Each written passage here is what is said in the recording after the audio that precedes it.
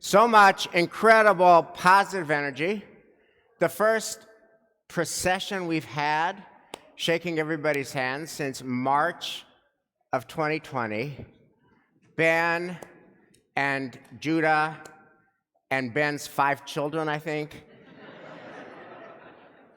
And Judah asking like the toughest questions and talking about the documentary hypothesis and the single source hypothesis and being 13 when he does it, and all this nachas and all this joy. So I want to ask you, hold on to this. Think about all this positive energy. And here's my question. How does this positive energy, how does it connect with the last thing that we hear Moses say right before he dies? So in anticipation of Simchat Torah, I was drawn to this granular question. What's the very last thing that our greatest teacher, our greatest rabbi, our greatest prophet, our greatest leader knew God face to face? And Moses is dying and he knows it, and he's going to offer one last word to the Jewish people, and it's V'zot HaBracha, and we read it on Simchat Torah. And he starts by blessing every tribe. He blesses every tribe with a blessing that suits the story of that tribe. And when Moses is done blessing the last tribe, he has one last thing to say to the Jewish people. What is it? So this is what it is, and I must confess that when I read it, I was surprised. And I want to ask you to marinate on his last blessing and how it connects to the positive energy of this morning. These are the last things that Moses says. Your enemies shall come cringing before you, and you shall tread on their backs. That's his last thing. Your enemies shall come cringing before you, and you shall tread on their backs. And then he gets on the mountain and looks at the land they'll never enter, and then he dies. Now, I have to say that's not what I was expecting. Kind of dark, kind of conflictual, kind of violent. What enemies? And what are you talking about, Moses? And tread on their back, what does that even mean? And Rashi adds, the commentator, that's not a problem. That means that we are supposed to put our feet on the neck of enemy kings. That's the image that Moses leaves the world with. And I was just scratching my head on that one. Like, why doesn't he go for something easier to love?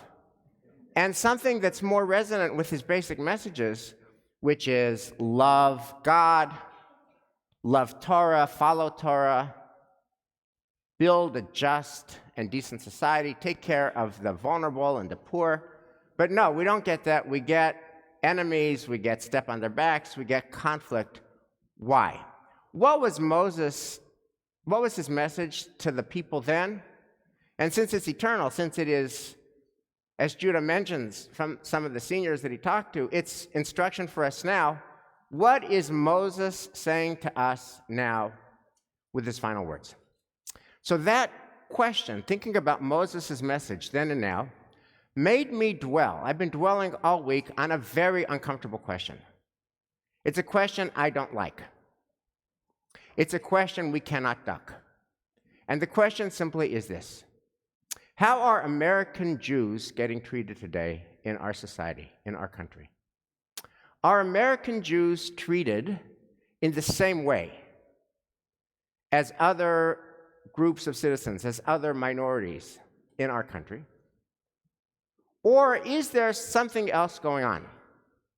Might there be some kind of a double standard going on? Might there be a situation where hatred and bigotry and intolerance that would be absolutely unacceptable with other minority groups is not only acceptable, it has become normalized? Are we living in a time where it has become normalized to hate on Jews? And Moses' negative energy comment at the end about enemies made me think that. So I want to ask you to consider the evidence in an honest and sober way. When Nuri Martinez, the Los Angeles city councilor, said racist things, the response was immediate.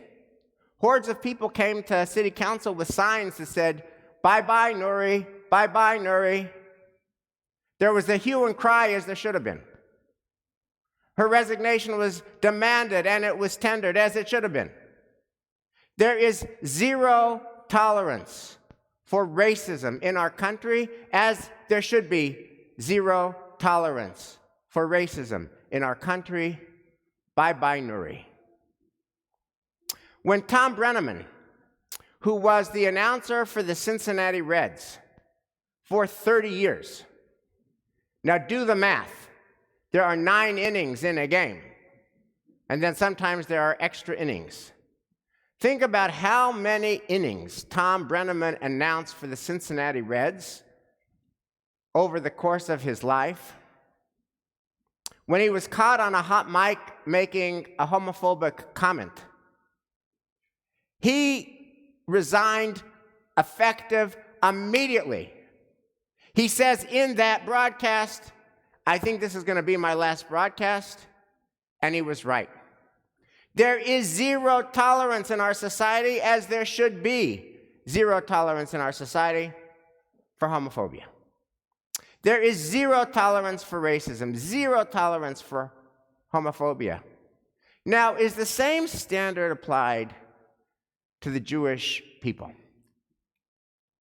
Now, the great poet William Blake said that you can see the entire universe through a grain of sand. So let's consider the universe of how American Jews are treated today through a very local grain of sand, Wellesley College. Now, on September the 28th, 2022, the Wellesley News, which is the student-run periodical, student-run newspaper, ran a big font headline, "The Wellesley News calls for the liberation of Palestine." And in there, by the way, we have students who grew up here at Temple Emmanuel who are members of Wellesley, and I've heard from the students and from their parents. And then in that same editorial, the Wellesley News calls for BDS, boycott, divestment, and sanctions. Now, this, of course, is all troubling. They didn't call for BDS against Putin. They didn't call for BDS against Iran. You see what Iran is doing to its own people. They didn't call for BDS against China, even though China literally imprisons its Muslim population. But these students, a few miles from here, who give Putin a pass, Iran a pass, and China a pass, single out Israel for BDS. That's troubling, of course, but troubling in an old way. That's not the story here. Troubling in a new way is the story here. In addition to liberate Palestine, in addition to BDS, the Wellesley News supports the Mapping Project and endorses the Mapping Project. So the Mapping Project, if you haven't followed this, the Mapping Project is the 2022 version of the Protocols of the Elders of Zion. The Mapping Project would say that it's the Jews. The Jews run the media. The Jews run entertainment. The Jews run universities. The Jews run government. The Jews run business. The Jews run finance. Oh, by the way, here's where you can find the Jews and list them by name. The Jews. By phone number. The Jews. By email. The Jews. Here's some schools where Jewish children attend. Here's some shuls where Jews pray. The Jews, the Jews, the Jews. Oh, by the way, the authors of the Mapping Project are anonymous. So every Jew that controls the levers of society, identified by name, including plenty of our own congregants at Temple Emmanuel. And the incitement to hate is obvious, and the invitation to violence is obvious. And it's so clear that the Mapping Project is about hating on Jews that, remarkably, there's no disagreement about this on the political spectrum. From left to right, everybody acknowledges this. Senator Ed Markey says oh, that crosses the line, it's anti-Semitism. Senator Elizabeth Warren says, oh, that crosses the line, that's anti-Semitism. Congresswoman Ayanna Pressley says, oh, that crosses the line, that's anti-Semitism. But the Wellesley News supports the mapping project. Now, here's where the story gets really interesting and really dark. The president of Wellesley College, Paula Johnson, says it's not my fashion to critique editorials in the student-run newspaper. And she does not critique free Palestine. And she does not critique BDS. We're just going to single out Israel uniquely among the nations of the world for special hatred. She doesn't touch that. But Paula Johnson, to her credit, says the mapping project goes too far. That is anti-Semitism. Now, you might think that the students who write this would be chastened. You might think that they would do a little introspection. No, the opposite. What the Wellesley students do is march in opposition to their president, Paula Johnson, because she called them out on their Jew hatred. They march against the president for calling out their anti-Semitism. Can we just dwell there? That's very chilling. Why are 20-year-olds 7 miles from here filled with so much hate for us? It's a seriously disturbing question. And here's what they say, and it gets darker yet. Here's what they say at the rally to protest being called out for anti-Semitism. They say, from the river to the sea, Palestine will be set free. From the river to the sea, Palestine will be set free. Now, what are they saying with that chant?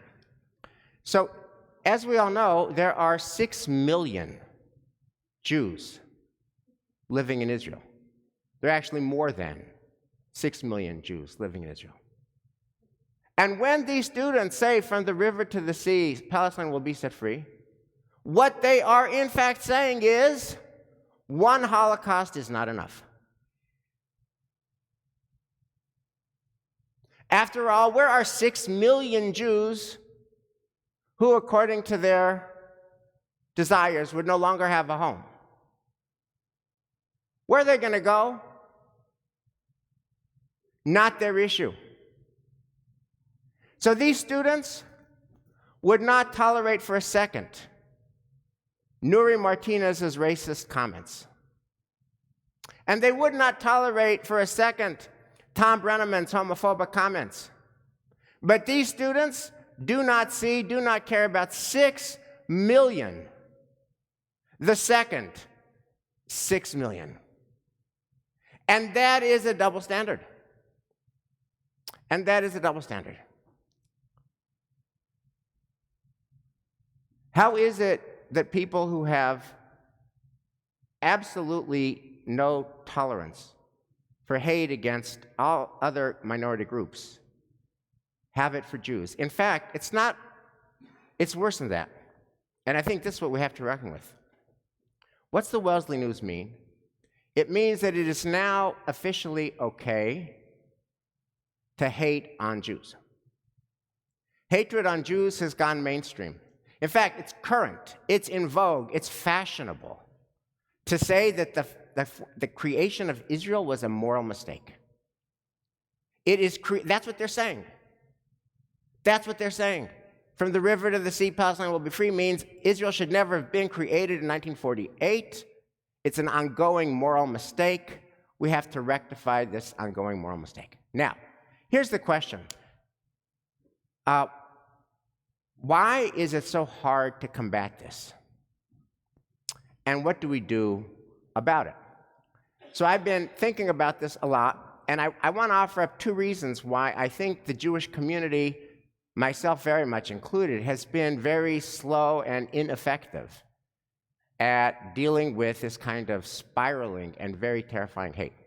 First reason is, I was talking to Shira about it, she says that the Jewish community is really good when there's a crisis that has a clear beginning point, a clear launch. So the Ukrainian refugee crisis comes to mind. Putin invades on February 24th. The Ukrainian refugee crisis begins on February 24th, and the Jewish response begins on February 24th. The problem here is there's no February 24th. The problem here is that it is ongoing. It is an epidemic. It is drip, drip, drip. There is Wellesley, there is Tufts, there is Berkeley, there is Oberlin. At so many campuses, this is the deal. It is drip, drip, drip. We're good at February 24th. We're not good at drip, drip, drip. And there's a second reason, and I really feel this reason deeply. I know that I am, and I think many of us are, a disciple of the Lubavitcher Rebbe, Menachem Mendel Schneerson, in the following way. The Lubavitcher Rebbe was himself a survivor of the Shoah. And yet when he came to this country, he never talked about the Shoah. He counseled his movement, Chabad, never to talk about the Shoah. He did not talk about anti-Semitism. He didn't want Chabad focusing on anti-Semitism. He counseled his movement to talk about Simcha Shel Mitzvah, the joy of being Jewish. And he said, you're not going to hook the next generation. You're not going to hook Ben and Judah. You're not going to hook their friends to want to live Jewish lives if you say that the world hates us. The way you'll inspire them to want to live Jewish lives is to say, if you live a Jewish life, it's beautiful. You're going to have a beautiful life. And I think that attitude has tempted us to avert our gaze from what's happening on the campus. And I remember very clearly right here, literally right here, Dara Horn, who wrote People Love Dead Jews, was here in September. And People Love Dead Jews is about anti-Semitism in country after country over the last 200 years. And I said to her, what do you think about the Rebbe's critique? Let's not talk about anti-Semitism. Let's talk about the joy of being Jewish. And she said, Dara Horn said, I'm totally with the Rebbe. I'm 100% with the Rebbe, which is why for 20 years, I spent 20 years not writing this book. But then the anti-Semitism was so big, and it was so blatant, and it was so close to my home and my children. There were 3 incidents within 15 minutes of her house. She couldn't duck it anymore. So here's what I want to say. We can't duck it anymore. It is so big, and it is so blatant, and it is so close, we can't duck it anymore, so what do we do? So here's the good news. I actually think there's some good news in this very hard news and terrifying saga. Here's the good news. There is an argument that we can make that we have not yet made, that we should make. And this argument is simple. And this argument is incontrovertible. To all but the most inveterate of Jew haters, this argument is incontrovertible, and we need to make it in response to every drip, drip, drip. The argument is simply this. Jews should not be treated any better than any other group in our country. Jews should not be treated any worse than any other group in our country. Jews should be treated the same as every other group in our country, which means there is zero tolerance for hate against Asian Americans. There is zero tolerance for hate against Black Americans. There is zero tolerance for hate against brown Americans. There is zero tolerance for hate against LGBTQ plus Americans, so there should be zero tolerance for hate against Jews, which means that when these Wellesley students endorse the mapping project, that has got to be called out, which means that when the Wellesley students say what they say and do not see 6 million Jews, the second 6 million Jews, that kind of deep, deep, deep hatred must be named and must be condemned. And that brings us now to Moses. You know, Moses is dying, and he knows it, and all Moses wants is positive energy. All he wants is love. I love you, you love me, go forward in strength, and instead, your enemies shall come cringing before you, and you shall tread on their backs. That's his last breath. Why? Because Moses knows the truth that we forget at our peril. It is a hard world out there, and we have enemies.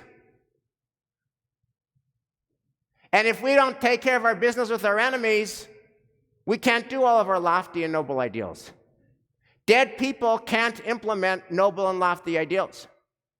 Only living people can implement lofty and noble ideals. That's why the psalmist says, that's why we sing on Hallel, Lo hametim hallelujah. Dead people don't praise God.